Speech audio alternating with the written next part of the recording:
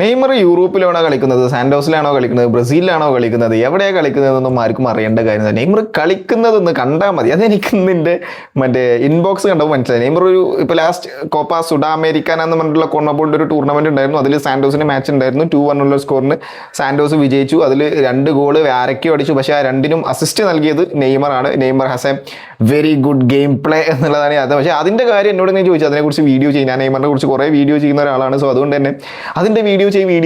ഇയാളെ കളി കാണാൻ വേണ്ടി ആൾക്കാർ മുട്ടി നിൽക്കുകയാണ്. പക്ഷെ അൺഫോർച്ചുനേറ്റ്ലി ബ്രസീലിയൻ ഇന്റർനാഷണലിൽ നിന്ന് റിട്ടയർ ആയി. ബട്ട് നമുക്ക് കളി കാണാൻ പറ്റുന്നുണ്ട്. എന്തായാലും നെയ്മറിന്റെ 2 കിഡ്ലൻ അസിസ്റ്റ്, ഒരു 1 ടച്ച് അസിസ്റ്റ്, അങ്ങനത്തെ ഒരു ടൈപ്പ് ഓഫ് ഒരു അസിസ്റ്റ് ഉണ്ടായിരുന്നു. അതും വീക്ക് ഫുട്ട് കൊണ്ട്.